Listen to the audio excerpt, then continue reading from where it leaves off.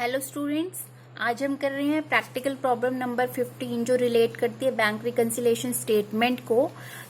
Practical problem दी हुई है TS Grewal में पेज नंबर 12.47 पर। इसका फॉर्मेट बना लेंगे। Bank reconciliation statement, Tiwari and sons find the bank balance shown by their cash book on 31 March 2019 is ₹40,500 credit balance दिया हुआ है, मतलब ओवरड्राफ्ट बैलेंस दिया हुआ किसका, कैश बुक का, as on 31 March 2019। Overdraft balance as पर कैश बुक क्रेडिट 40,500। ठीक है।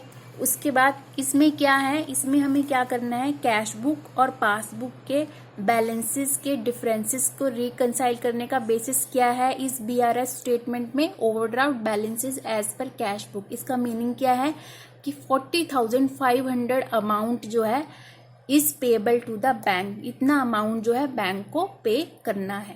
और जब ओवरड्राफ्ट बैलेंसेस एज पर कैश बुक क्रेडिट बेसिस होता है बीआरएस का, तो उस केस में हमें किसके अकॉर्डिंग चलना पड़ता है, कैश बुक के अकॉर्डिंग चलना पड़ता है। कैश बुक में बिजनेस ऑर्गेनाइजेशन से रिलेटेड कितनी भी पेमेंट हुई है उसको देखना होता है, बिजनेस ऑर्गेनाइजेशन से रिलेटेड कितनी इनकम रिसीव हुई है कैश बुक में, उसके अकॉर्डिंग जो है चेंजेस जो है बीआरएस में करने पड़ते हैं, ताकि हम टोटल अमाउंट फाइंड आउट कर सके कि कितना टोटल अमाउंट है जो है इस पेबल टू द बैंक की। तो टोटल अमाउंट जो है हमें कितना टोटल अमाउंट जो है बैंक को पे करना है, उसे हमें फाइंड आउट करना होता है।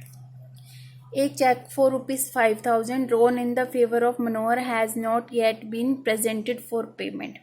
5,000 का चेक बिजनेस ऑर्गेनाइजेशन ने, मनोहर जो है क्रेडिटर है, उसको चेक काट के दिया पेमेंट के लिए, पर मनोहर ने क्या किया, वो चेक बैंक में पेमेंट के लिए प्रेजेंट किया ही नहीं।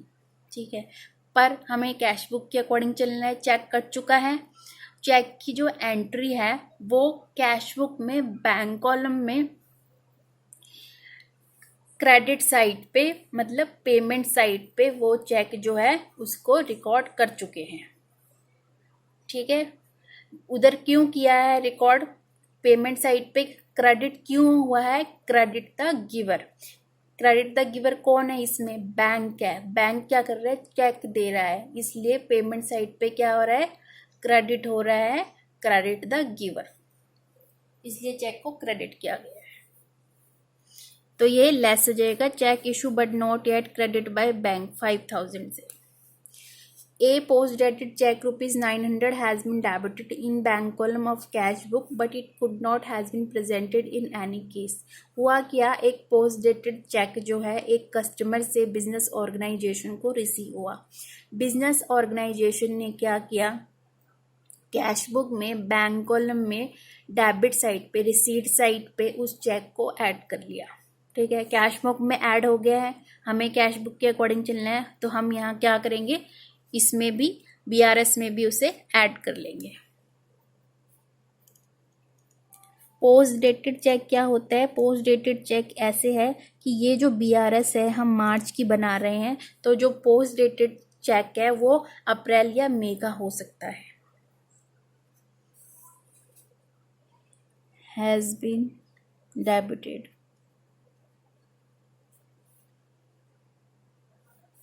but not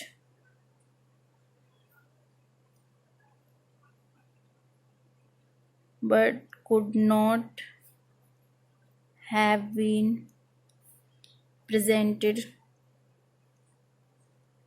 to the bank।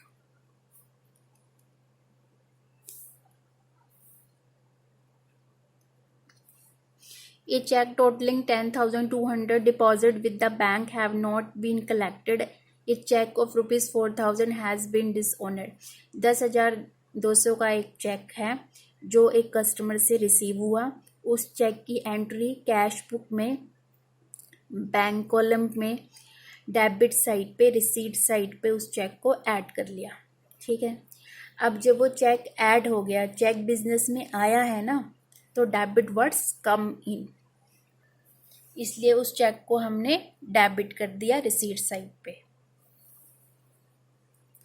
और फिर उसके बाद उस चेक को बैंक में लगा दिया, पर बैंक ने उस चेक को कलेक्ट नहीं किया। हमें कैश बुक के अकॉर्डिंग चलना है, इसलिए इस चेक को क्या करेंगे, ऐड कर लेंगे।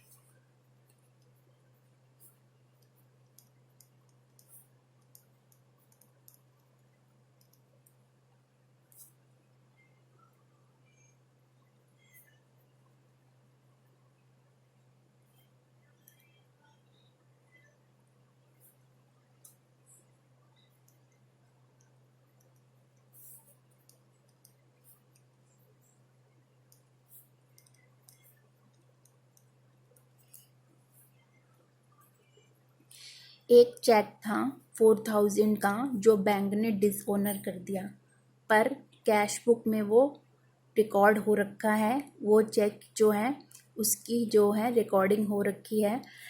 हुआ क्या था, कस्टमर ने 4000 का जो चेक था, कस्टमर ने 4000 का चेक बिजनेस ऑर्गेनाइजेशन को दिया। बिजनेस ऑर्गेनाइजेशन ने क्या किया, कैश बुक के डेबिट साइड पे बैंक कॉलम में उसको क्या किया, ऐड कर लिया, क्योंकि रूल क्या कहता है, डेबिट वर्ड्स कम इन। चेक बिजनेस में आया तो चेक बिजनेस में ऐड हो गया 4000 रुपये का। पर जब ये चेक बिजनेस ऑर्गेनाइजेशन ने बैंक में लगाया तो वो चेक डिसऑनर हो गया। डिसऑनर इसलिए हो गया कि कस्टमर के अकाउंट में 4000 रुपये थे ही नहीं, तो चेक क्या हो गया, बाउंस हो गया। पर हमें किसके हिसाब से चलने, चेक कैश बुक के हिसाब से। कैश बुक में चेक रिकॉर्डेड है, ऐड है, तो हमें इसे ऐड करना है।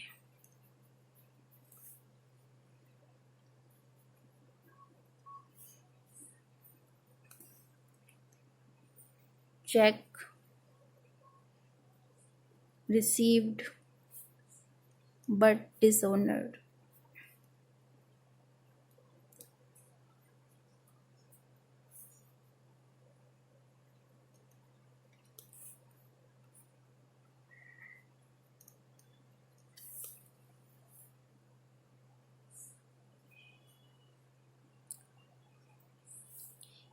उसके बाद है a bill for ₹10,000 was retired by the bank. Retirement of the bill का मतलब क्या होता है, बिल रिटायरमेंट का मतलब होता है जब ड्रॉई जो होता है बिल की पेमेंट कर देता है ड्यू डेट से पहले। तो उस केस में क्या होता है, जो होल्डर होता है वो क्या करता है, ड्रॉई को, एक्सेप्टर को जो है डिस्काउंट करता है, एक तरह से रिबेट देता है। यहाँ पर बैंक ने क्या किया है, 10,000 अमाउंट की, 10,000 में से 150 रुपीज़, 9,850 रुपीज़ की पेमेंट बैंक ने कर दी है, जो नीचे आपको नोट में हिंट में भी दिया गया है। और जो कैश बुक में पूरा का पूरा 10,000 रुपये जो है बैंक कॉलम में पेमेंट साइड पे क्रेडिट कर दिया है, क्योंकि पे करा है ना, पे करा है, बैंक ने पे किया है बिजनेस ऑर्गेनाइजेशन के बिहाफ पर। बिजनेस ऑर्गेनाइजेशन यहाँ पर बिल रिसीवेबल की बिल की क्या थी, बिजनेस ऑर्गेनाइजेशन ड्रॉई थी, एक्सेप्टर थी। ठीक है, तो बिजनेस ऑर्गेनाइजेशन का ये क्या था, बिल्स पेएबल था। बिजनेस ऑर्गेनाइजेशन के बिहाफ पर बैंक ने जो क्या ड्यू डेट से पहले ही उसकी पेमेंट कर दी। और जो बिल का होल्डर था उसने क्या करा, बिजनेस ऑर्गेनाइजेशन को 150 रुपीज़ की रिबेट दी है। वो रिबेट कहाँ गई है, बैंक में गई है, पर हम कैश बुक के अकॉर्डिंग चल रहे हैं तो इस रिबेट को हम लेस कर देंगे।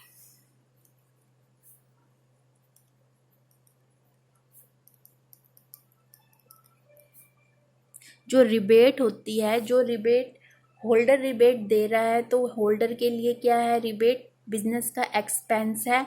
और जो ड्रॉई है उसको रिबेट रिसीव हो रही है, उसके लिए ये रिबेट क्या है, ड्रॉई के लिए इनकम है।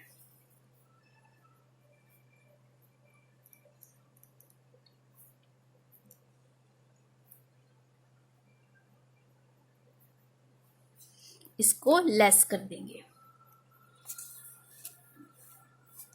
अब इनकी टोटलिंग कर लेंगे। ऐड का आ जाएगा 15,100, लेस का आ जाएगा 5,150। ये आ जाएगा ओवरड्राफ्ट बैलेंस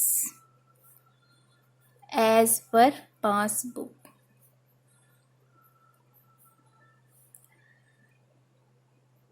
डेबिट, ये डेबिट साइड होता है। जब ओवरड्राफ्ट बैलेंस एज पर कैश बुक बेसिस होता है तो इसका आंसर अराइव्ड होता है ओवरड्राफ्ट बैलेंस एज पर पासबुक। इसका हम यहाँ पे टोटल लगा लेंगे और टोटल लगा के यहाँ पर हमारा आंसर इसका आ जाएगा 50,450। आप चेक भी कर सकते हैं, ठीक है। इससे हमें ये पता चल जाएगा कि इतना टोटल अमाउंट जो है वो बैंक को बिजनेस ऑर्गेनाइजेशन ने पे करना है।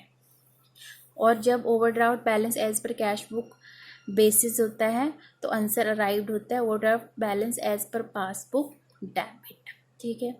और इसका एक रीज़न और है, जो कैश बुक की क्रेडिट साइड की एंट्री होती है वो हमेशा टैली करती है पासबुक के डेबिट साइड की एंट्री से, और कैश बुक की जो डेबिट साइड की एंट्री होती है वो हमेशा टैली करती है पासबुक की क्रेडिट साइड की एंट्री से। आई होप आज की प्रैक्टिकल प्रॉब्लम आपको समझ में आई होगी। मिलेंगे नेक्स्ट वीडियो में। Thank you so much.